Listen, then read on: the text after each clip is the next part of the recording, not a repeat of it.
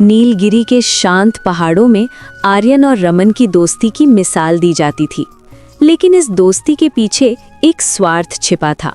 उफ, आर्यन भाई, आज कुछ ठीक नहीं लग रहा। सिर चकरा रहा है, हाथों में जैसे जान ही नहीं बची। अरे रमन, तू बैठ जा भाई, काम कहीं भागा नहीं जा रहा। तू आराम कर, आज तेरे हिस्से का काम भी मैं कर दूंगा। पर तेरा काम बढ़ जाएगा भाई।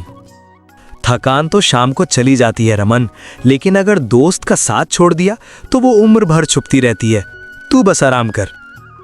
रमन तो आलसी था ही, उसकी पत्नी माया के मन में लालच का जहर भरा था। कब तक इस जंगल और कुल्हाड़ी के भरोसे रहोगे? देखो गांव के दूसरे लोगों को, शहर जाकर गहने और इज्जत कमा रहे हैं। कुछ बड़ा सोचो रमन, चाहे छल ही क्यों ना करना पड़े। कोशिश तो कर रहा हूँ माया, पर रास्ता नहीं दिखता। रास्ता मैं दिखाऊंगी, बस तुम मेरा साथ देना। सुना है आर्यन, तुम बहुत मेहनती हो। अब से अपनी सारी लकड़ियां मुझे ही देना, दाम अच्छा दूंगा। जैसी आपकी आज्ञा मालिक, मैं रोज यहीं लकड़ी पहुंचा दूंगा। सरपंच जी, कल रात मेरी हवेली से कीमती कंगन चोरी हो गए। कल केवल ये 2 लोग लकड़ी देने आए थे, आर्यन और माया। सरकार, मैं तो लकड़ी रखकर तुरंत बाहर आ गई थी, मुझे तो कुछ पता भी नहीं। आर्यन के घर की तलाशी ली जाए।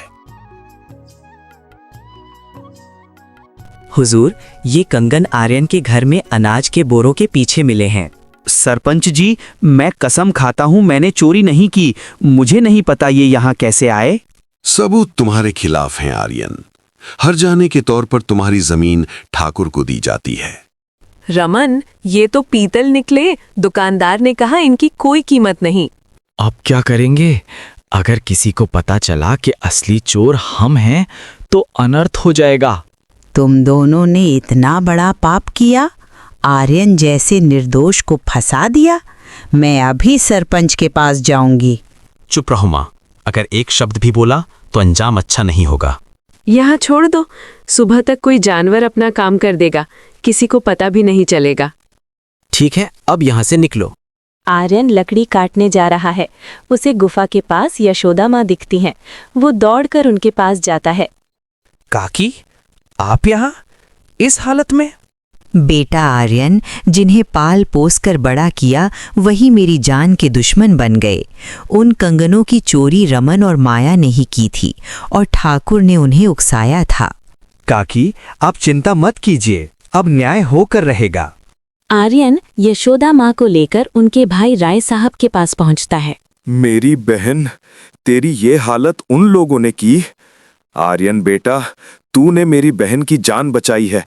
अब देख मैं उन लालचियों का क्या हाल करता हूँ। राय साहब वसीयत लेकर खड़े हैं। रमन और माया लालच में वहां पहुंचते हैं। रमन, मैं अपनी सारी संपत्ति अपनी बहन के नाम करने आया था, पर सुना है वो कहीं चली गई हैं। अब तुम ही वारिस हो, बस इन कागजों पर दस्तखत कर दो।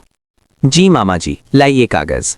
जैसे ही रमन पेन उठाता है, यशोदा माँ और सरपंच सामने आ जाते हैं। जिस संपत्ति के लिए अपनी माँ को मारना चाहा, वो तुझे कभी नहीं मिलेगी रमन। रमन, माया और ठाकुर, तुम सबका पाप अब सबके सामने है। ठाकुर, आर्यन की जमीन अभी वापस करो, और रमन, माया, तुम दोनों को इस गांव से निकाला जाता है। बुराई चाहे कितनी भी बड़ी क्यों ना हो, सच्चाई की एक किरण उसे खत्म करने के लिए काफी होती है। आर्यन को उसकी जमीन वापस मिल गई और रमन को उसके कर्मों की सजा। काकी, आपने मुझे बेटा माना, यही मेरी सबसे बड़ी जीत है।